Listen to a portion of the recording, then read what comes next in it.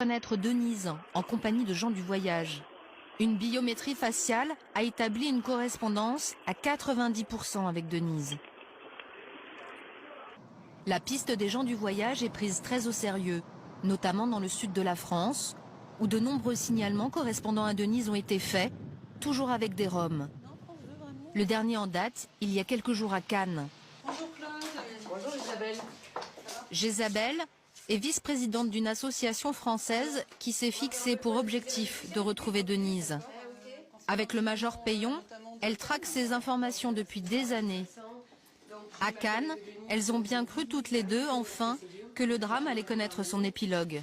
Parce que malheureusement, c'était un très bon renseignement, mais la recherche ADN a déterminé que malheureusement, c'est pas Denise. Ça, c'est la fiche que l'on a fait vieillir, c'est-à-dire que quand on a eu la commission rogatoire internationale et quand nos collègues italiens sont venus, à l'issue, on a demandé le vieillissement par informatique de la photo de Denise, du fait que les seules photos qu'on avait, c'était la période de son enlèvement. Ça, c'est ce à quoi elle pourrait ressembler aujourd'hui. Voilà, tout à fait. Ce sont deux possibilités. Ouais. Je garde espoir. On n'a pas retrouvé de corps, donc pas de corps veut dire qu'il faut rechercher une petite fille vivante.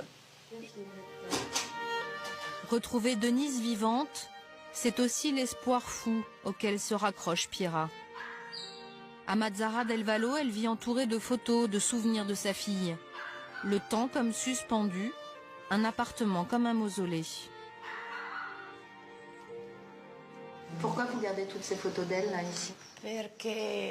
Parce que j'ai peur d'oublier son visage. Denise me manque. Sa présence me manque. Pour le moment, je me souviens d'elle comme ça. Pour le moment. Parce que je garde l'espoir de la serrer à nouveau dans mes bras.